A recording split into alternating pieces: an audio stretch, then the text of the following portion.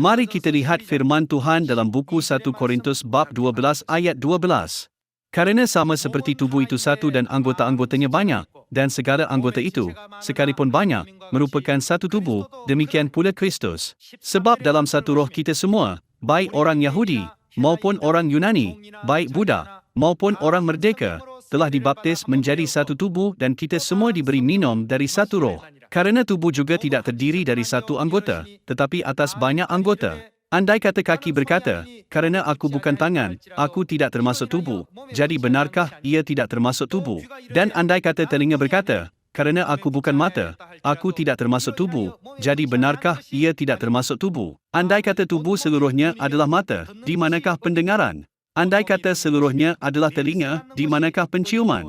Mereka semua tidak boleh melakukan kerja yang sama. Orang yang melakukan kerja sukarela harus melakukannya dengan sepenuh hatinya. Alkitab menjelaskan bahawa apabila seseorang melakukan pekerjaannya dengan kasih, dia akan menerima banyak hasil yang baik. Ayat 18.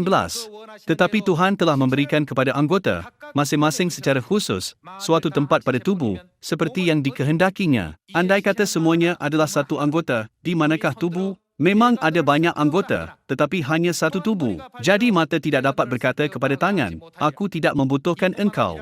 Dan kepada tidak dapat berkata kepada kaki, aku tidak membutuhkan engkau. Malahan justru anggota-anggota tubuh yang nampaknya paling lemah, yang paling dibutuhkan. Dan kepada anggota-anggota tubuh yang menurut pemandangan kita kurang terhormat, kita berikan penghormatan khusus. Dan terhadap anggota-anggota kita yang tidak elok, kita berikan perhatian khusus. Hal itu tidak dibutuhkan oleh anggota-anggota kita yang elok.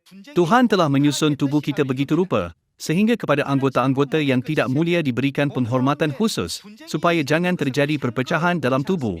Inilah kehendak Tuhan. Kita semua ialah anggota badan. Tuhan tidak mahu apa-apa bahagian dalam badan.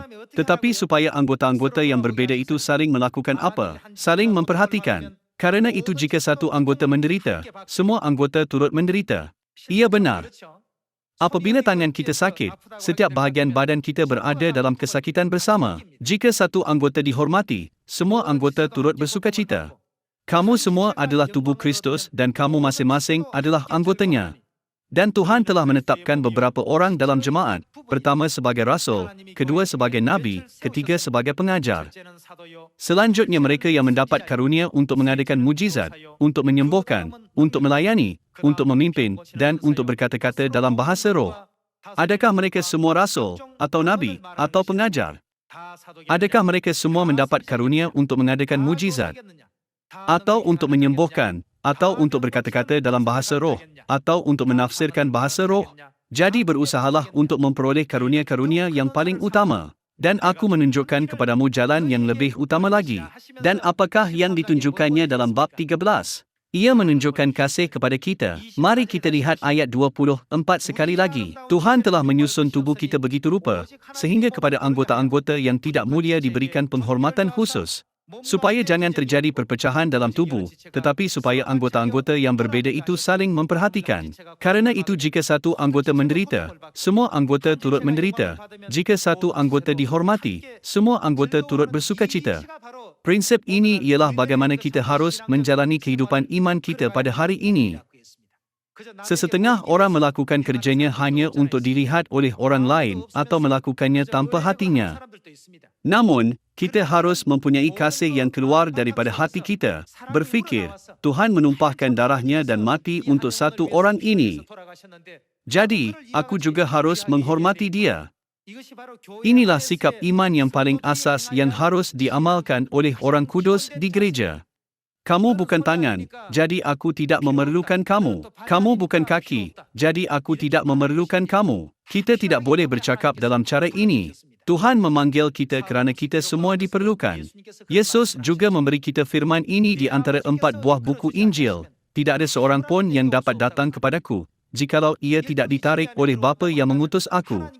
Apabila seseorang memasuki kebenaran, itu bermaksud bahawa Tuhan menarik dia kerana dia memerlukannya.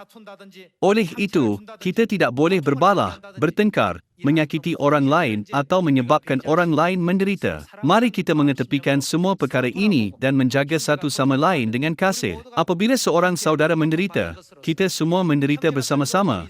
Dan apabila seorang saudara bersukacita, kita semua bersukacita bersama dengan dia. Apabila kita semua bersukacita bersama dan berkongsi penderitaan bersama, barulah kita dapat dipanggil sebagai anggota satu badan. Bukankah kita saudara-saudari yang telah menjadi satu badan dengan menerima satu darah? Apakah jenis darah rohani yang kita punyai? Daging siapakah roti hidup yang menuntun roh kita ke kehidupan kekal? Kita ialah saudara dan saudari yang mewarisi daging dan darah Tuhan. Sebab itulah tiada orang yang lebih baik atau lebih teruk di antara kita. Kita semua diperlukan. Meminta anda untuk mempunyai kasih terhadap satu sama lain dalam kehidupan harian kita. Saya tamatkan khutbah hari ini. Terima kasih.